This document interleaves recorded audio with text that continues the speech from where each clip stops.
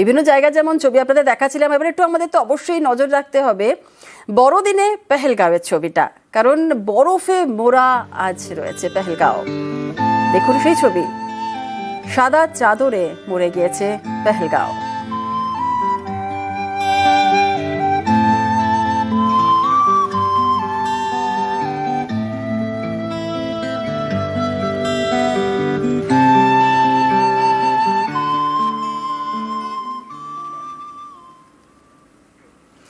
দু বছর পর বেথলেহেমে বড়দিন, গাজায় ইসরায়েল যুদ্ধবিরতিতে স্বস্তি, ওয়েস্ট ব্যাংকে ফের বড়দিনের আনন্দ। 2023 থেকে গাজায় হামলা ইসরায়েলের, আর 2 বছর বন্ধ ছিল বড়দিন উদযাপন।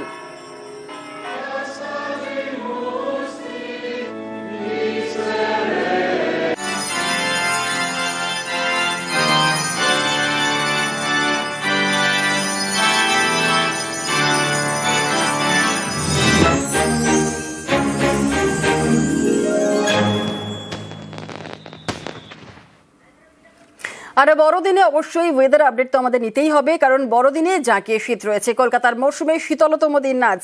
কলকাতার সর্বনিম্ন তাপমাত্রা কত রয়েছে আপডেট নেব। আমাদের সঙ্গে রয়েছেন আমাদের প্রতিনিধি বিশ্বজিৎ সাহা।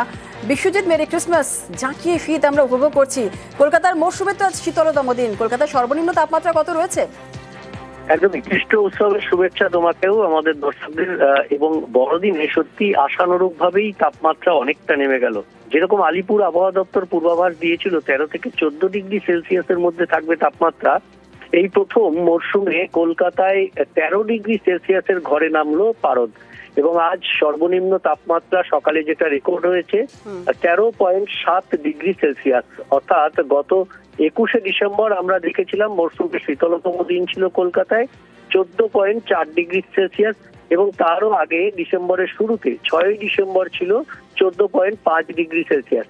এবার আমরা যদি 1 বছর আগে পিছিয়ে যাই, আজকের বড়দিনে 2024-এ তাপমাত্রা অনেকটা বেশি ছিল, এবং গত 10 বছরের উষ্ণতম বড়দিন পালন হয়েছিল 2024-এ 18.2 ডিগ্রি সেলসিয়াস।